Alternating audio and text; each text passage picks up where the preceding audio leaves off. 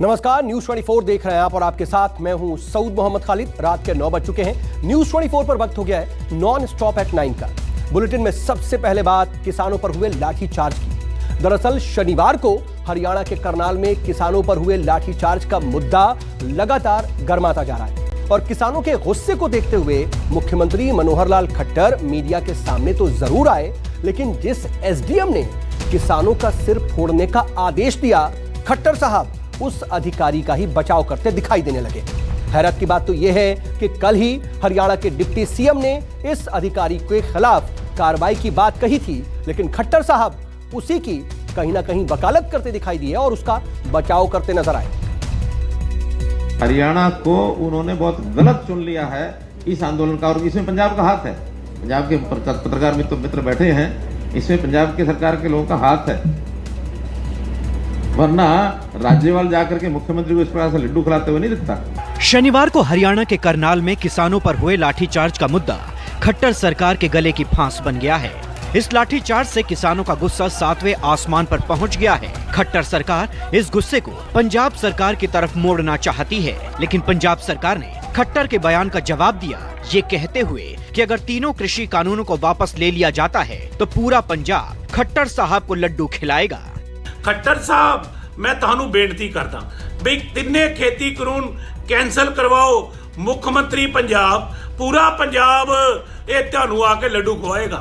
तीनों कृषि कानूनों को रद्द करवाने की मांग को लेकर पिछले 9 महीने से आंदोलन कर रहे किसानों ने शनिवार को करनाल में मुख्यमंत्री मनोहर लाल खट्टर के कार्यक्रम के विरोध में प्रदर्शन किया था, जिसको लेकर पुलिस ने किसानों पर जबरदस्त लाठीचार्ज किया था। इस लाठीचार्ज में कई किसान लहूलुहान हो गए थे।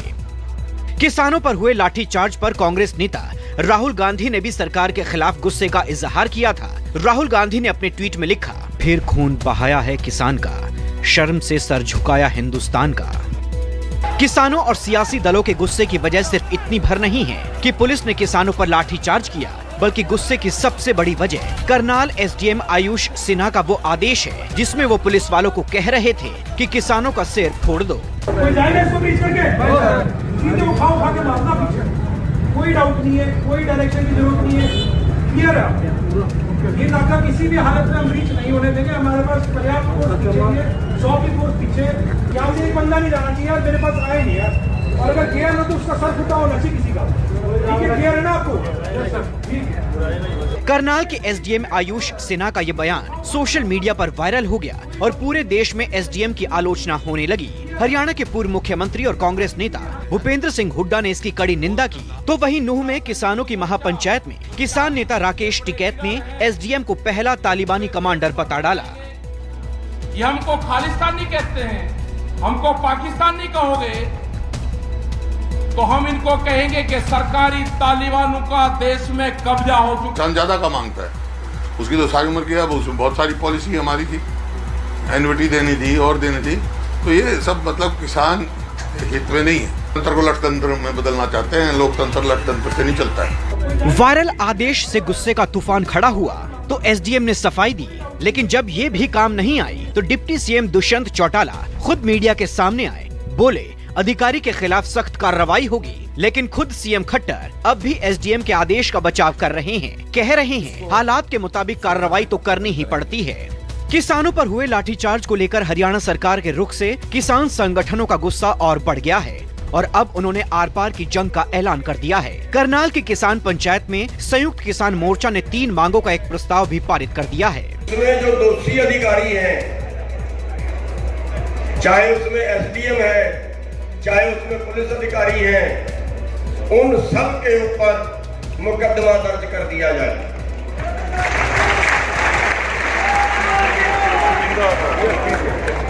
और इसका टाइम दिया है उनको 6 तारीख तक का, क्योंकि 5 तारीख की उत्तर प्रदेश के अंदर रैली है और आप सभी ने रैली में भी जाना है। वहां पे बड़ी पंचायत देश की रखी गई है किसान मोर्चे की तरफ से, तो आप सभी ने उसमें भी जाना है, इसलिए उस तारीख को टाल के 6 तारीख तक हम सरकार का इंतजार करेंगे, और वरना 7 तारीख को फिर हम एक बड़ी पंचायत करनाल की अनाज मंडी में बुला के और यहाँ का जो प्रशासन है, सेक्रेटरीट है, उसका घेराव अनिश्चित काल के लिए कर देंगे। इधर गाजियाबाद के लोनी में भी एक किसान महापंचायत हुई है, जिसमें किसान नेता राकेश टिकैत ने हरियाणा सरकार पर लाठीचार्ज कराने का इल्जाम लगाया है। पैर पर लाठी लग सकती थी, कमर पर लग सकती थी, लेकिन इंटेंशन सिर को फोड़ा गया, उनकी हड्डियां तोड़ी गई और करीब 200 से ज्यादा किसान ये हैं कि जिसका एमएल नहीं हुआ। सियासी दलों से इतर किसान संगठनों ने भी आंदोलन को धार देना शुरू कर दी है। इस कड़ी में 5 सितंबर को यूपी के मुजफ्फरनगर में किसानों की महापंचायत होने जा रही है, तो वहीं 25 सितंबर को तीनों कृषि कानूनों के खिलाफ किसान संगठन भारत बंद का ऐलान कर चुके हैं। Bureau report, news 24। और अब खबर पंजाब से, जहां पर सत्ताधारी पंजाब कांग्रेस के अंदर जारी बवाल थमने की बजाय हर दिन बढ़ता ही दिखाई दे रहा है। ना तो कैप्टन अमरिंदर सिंह सिद्धू को अपना नेता मानने को राजी हैं और ना ही सिद्धू सरेंडर करने को तैयार है। सवाल यह है कि कहीं इस अंदरूनी जंग का खामियाजा पार्टी को आगामी विधानसभा में तो भुगतना नहीं पड़ेगा। कांग्रेस के अंदर लोग, सोनिया जी, राहुल जी, प्रियंका जी, हमारे पास अखिल भारतीय फेस हैं और जो स्थानीय फेस भी हैं उनमें कैप्टन अमरिंदर सिंह जी हैं, नवजोत सिंह सिद्धू जी हैं और खुद प्रगट सिंह जी जो हैं वो भी एक फेस हैं, वो हॉकी के कैप्टन हैं हमारे। हम उनको भी आगे रखेंगे और बहुत सारे लोग हैं उनको आगे रखेंगे। क्या पंजाब में जो भी कांग्रेसी आलाकमान को आंखें दिखाएगा वो अगले विधानसभा चुनाव का चेहरा बन जाएगा? ये सवाल इसलिए उठ रहे हैं क्योंकि पंजाब कांग्रेस प्रभारी हरीश रावत ने अब कैप्टन अमरिंदर और नवजोत सिंह सिद्धू की कतार में कांग्रेस विधायक प्रगट सिंह को भी खड़ा कर दिया है। वो भी तब जब एक दिन पहले ही सिद्धू समर्थक विधायक प्रगट सिंह ने हरीश रावत की हैसियत पर सवाल उठाए थे। ठीक वैसे ही जैसे 4 दिन पहले अमृतसर में खुद सिद्धू ने ईंट से ईंट बजाने की मुनादी की थी। मैं हाईकमांड ਨੂੰ ਇੱਕੋ ਗੱਲ ਕਹਿ ਕੇ ਆਇਆ ਕਿ ਜੇ ਮੈਂ ਇਸ ਪੰਜਾਬ ਮਾਡਲ ਦੇ ਉੱਤੇ ਇਹਨਾਂ ਲੋਕਾਂ ਦੀਆਂ ਆਸਾਂ ਦੇ ਉੱਤੇ ਖਰਾ ਉਤਰੂ ਮੈਂ ਅਗਲੇ ਸਾਲ 20 ਸਾਲ ਰਾਜਨੀਤੀ ਦੇ ਵਿੱਚ ਕਾਂਗਰਸ ਨੂੰ ਜਾਣ ਨਹੀਂ ਦਊਂਗਾ। ਲੇਕਿਨ ਜੇ ਤੁਸੀਂ ਮੈਨੂੰ ਨਿਰਣੇ ਨਹੀਂ ਲੈਣ ਦਿਓਗੇ ਤੇ ਫਿਰ ਮੈਂ ਇੱਕ ਵੀ ਖਤਮ ਇੱਕ ਕਿਉਂਕਿ ਨਿਰਣੇ ਲੈਣ ਤੋਂ ਬਿਨਾਂ 10ਵੀਂ ਘੋੜਾ ਬਣ ਕੇ ਕੋਈ ਫਾਇਦਾ ਨਹੀਂ। ਬਹੁਤ ਸੁਲਝੇ ਹੋਏ ਸਾਡੇ ਲੀਡਰ ਹੈਗੇ ਆ, ਪੰਜਾਬ ਦੇ ਇੰਚਾਰਜ ਆ ਹਰੀਸ਼ ਰਾਵਤ ਜੀ, ਕਿਉਂਕਿ 2 ਮਹੀਨੇ ਪਹਿਲਾਂ ਇਹ ਜਿਹੜੀ ਖੜਗੇ ਕਮੇਟੀ ਬਣੀ ਸੀ ਜਿਹਦੇ ਵਿੱਚ ਅਸੀਂ ਸਾਰੇ ਪੇਸ਼ ਵੀ ਹੋਏ ਸੀ ਤੇ ਉਦੋਂ ਇਹ ਡਿਸਾਈਡ ਹੋਇਆ ਸੀ ਵੀ ਇਹ ਜਿਹੜੀਆਂ ਚੋਣਾਂ ਹੈਗੀਆਂ ਇਹ ਮਿਸਿਸ ਸੋਨੀਆ ਗਾਂਧੀ ਜੀ ਔਰ ਰਾਹੁਲ ਗਾਂਧੀ ਜੀ ਦੀ ਅਗਵਾਈ ਵਿੱਚ ਲੜੀਆਂ ਜਾਣਗੀਆਂ। ਇਹ ਤਾਂ ਹੁਣ ਰਾਵਤ ਜੀ ਦੱਸ ਸਕਦੇ ਆ ਵੀ ਇਹ ਜਿਹੜੀਆਂ ਚੋਣਾਂ ਜਿਹੜੀਆਂ ਉਹ ਕੈਪਟਨ ਅਮਰਿੰਦਰ ਸਿੰਘ ਦੇ ਜੇ ਉਹਨਾਂ ਦੀ ਅਗਵਾਈ ਦੇ ਵਿੱਚ ਲੜਨੀਆਂ ਤੇ डिसीजन कदों होया। सिद्धू खेमे की नाराजगी की वजह हरीश रावत का वो बयान है जिसमें उन्होंने कहा था कि 2022 का चुनाव कैप्टन अमरिंदर सिंह के नेतृत्व में लड़ा जाएगा।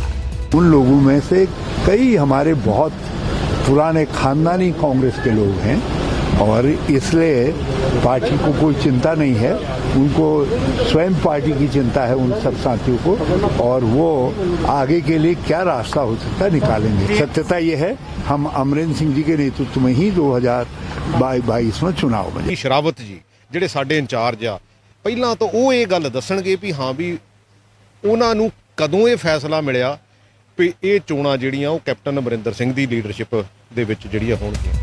हरीश रावत पंजाब कांग्रेस के प्रभारी हैं और वो उस खड़गे कमेटी का भी हिस्सा रहे हैं जिसे कांग्रेस आलाकमान ने कैप्टन और सिद्धू के बीच का झगड़ा सुलझाने के लिए गठित किया था। लेकिन सिद्धू और उनके सिपह सलारों का आरोप है कि रावत अब कैप्टन का पक्ष ले रहे हैं, आलाकमान की घोषणा के खिलाफ मनमर्जी कर रहे हैं। जाहिर है इस आरोप से रावत आहत हो गए। वो जानते हैं कि मैं कौन हूँ, वो मुझे अपनी पार्टी वालों से टेलीविज़न पर संवाद नहीं करना है, लेकिन मोटे तौर पर जो है हमारे जो राष्ट्रीय व्यक्तित्व हैं तीनों वो तो हैं ही हैं और उसके साथ जो स्थानीय व्यक्तित्व हैं पंजाब के उन सबको भी जोड़ेंगे और सब मिल करके चुनाव लड़ेंगे, 2022 जीता जा सके। हालांकि आलाकमान की तमाम कोशिशों के बावजूद कोई भी पक्ष सियासी संघर्ष विराम को तैयार नहीं हुआ। सिद्धू ने एक बार फिर बिजली के रेट के मुद्दे पर कैप्टन को घेरा।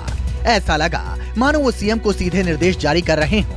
सिद्धू ने एक वीडियो ट्वीट करते हुए लिखा, पंजाब सरकार को सार्वजनिक हित में पंजाब बिजली नियामक आयोग को यह निर्देश जारी करने चाहिए कि प्राइवेट पावर प्लांट्स को किए जा रहे शुल्क को संशोधित करें, दोषपूर्ण बिजली खरीद समझौतों को शून्य घोषित किया जाए, दोषपूर्ण पावर परचेज एग्रीमेंट को खत्म करने और एक नया कानून लाने के लिए 5 से 7 दिन का विधानसभा सत्र बुलवाया जाना चाहिए।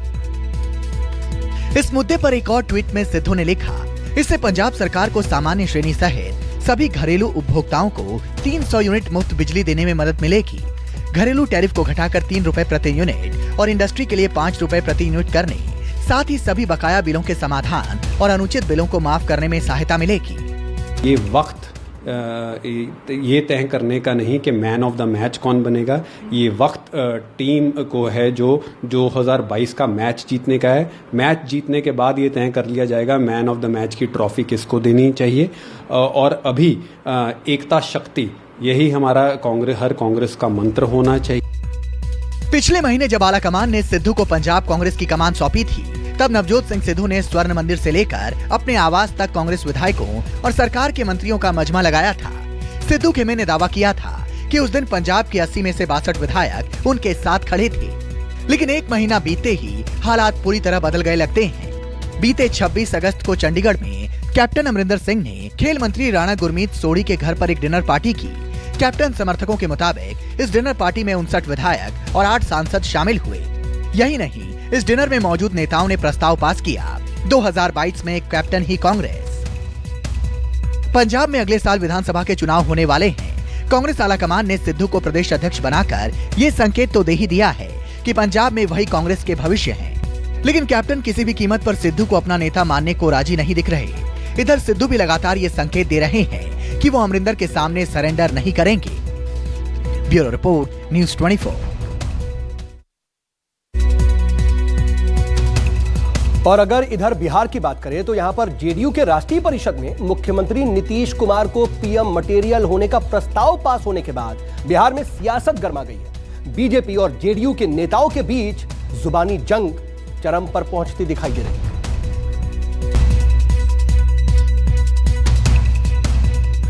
देश का पीएम कैसा हो? नीतीश कुमार जैसा हो। पटना में जेडीयू कार्यालय में हुई पार्टी की राष्ट्रीय परिषद की बैठक में जैसे ही नीतीश कुमार को पीएम मटेरियल बताने का राजनीतिक प्रस्ताव पास हुआ, नीतीश समर्थक सीएम की मौजूदगी में ही नारेबाजी करने लगे।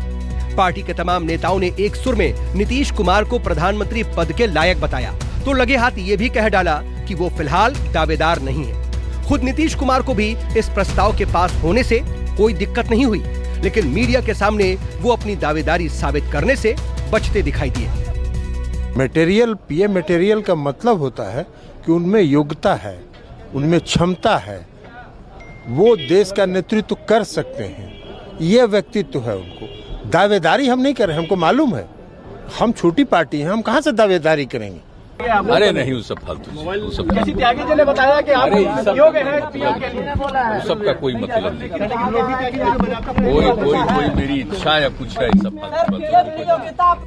अब अगले ही दिन जेडीयू संसदीय बोर्ड के अध्यक्ष उपेंद्र कुशवाहा ने पार्टी महासचिव केसी त्यागी से मुलाकात की। कुशवाहा ने कहा कि मिशन नीतीश के तहत देश में राष्ट्रीय स्तर पर मुख्यमंत्री नीतीश कुमार को खड़ा किया जाएगा। सीएम नीतीश की स्वीकार्यता बढ़ाने के लिए पार्टी ये मिशन चलाएगी। हालांकि केसी त्यागी ने ये जरूर कहा कि पीएम मोदी पहले से ही 2024 के उम्मीदवार हैं और वही रहेंगे। 2024 के पीएम होंगे, उम्मीदवार होंगे। नरेंद्र मोदी जी पहले से ही उम्मीदवार हैं और वही उम्मीदवार होंगे।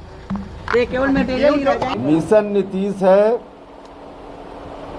देश के स्तर पे नीतीश कुमार जी का जो व्यक्तित्व है उसका प्रसार करना, अल्टीमेटली देश के स्तर पे उनकी जो स्वीकार्यता है उसको और बढ़ाने का काम करना। इधर नीतीश कुमार को पीएम मटेरियल बताने वाले प्रस्ताव से बीजेपी बेचैन हो उठी है। बीजेपी अब जेडीयू से ये भी पूछ रही है कि नीतीश कुमार को पीएम बनाने के लिए सांसद कहां से आएंगे। इधर विपक्षी आरजेडी भी अपने रुख से बीजेपी की परेशानी बढ़ा रही है। आरजेडी को नीतीश का सपना तेजस्वी के सपने की सीढ़ी लग रही है। उनके राष्ट्रीय अध्यक्ष ललन सिंह जी ने स्पष्ट कहा है कि हमारे नेता को दूसरे पार्टी के लोग स्वीकार भी नहीं करते और हम छोटी पार्टी है, इसलिए प्रधानमंत्री भी नहीं बन सकते। उन्होंने सारी बातों को स्पष्ट किया है। तो यहाँ पीएम मटेरियल है, ये तो चर्चा कब से चल रही है और जब हमारे साथ थे तभी लोग कहा करते थे, हम लोग तो कभी कहा नहीं, लेकिन निर्णय लेते लेते बहुत देर हो गई। अब मटेरियल नहीं रहे, अब ये सांप्रदायिक शक्तियों से मिलकर देश को अफगानिस्तान बनाना चाहते हैं। नीतीश कुमार का पीएम मटेरियल गाहे बगाहे उनके अंदर जगता सोता रहता है। 2014 में जब महत्वाकांक्षा जगी तो न सिर्फ बीजेपी जेडीयू का गठबंधन टूटा, बल्कि पीएम के फेर में नीतीश कुमार को सीएम की कुर्सी भी गंवानी पड़ी थी। यही नहीं, सबसे पहले नीतीश को पीएम मटेरियल बताने वाले सुशील मोदी भी आज हाशिए पर हैं। प्रधानमंत्री बनने को लेकर नीतीश कुमार या तो खुद कंफ्यूज हैं या वो पूरे देश को कंफ्यूज कर रहे हैं। एक तरफ जदयू यह प्रस्ताव पारित करती है कि नीतीश कुमार में पीएम मटेरियल है, लेकिन वो दावेदार नहीं है, और दूसरी तरफ उन्हीं की पार्टी कहती है कि वह पूरे देश में मिशन नीतीश चलाएगी। कैमरामैन ऋषि के साथ सौरभ कुमार, पटना, न्यूज़ 24। नमस्कार, मैं हूं मानक गुप्ता। अगर आपको हमारा ये वीडियो पसंद आया हो तो इसे लाइक और शेयर जरूर करें, और हाँ, हमें सब्सक्राइब और फॉलो करना ना भूलें ताकि आप देश और दुनिया की कोई खबर मिस ना करें। तो जुड़े रहिए हमारे साथ और देखते रहिए न्यूज़ 24।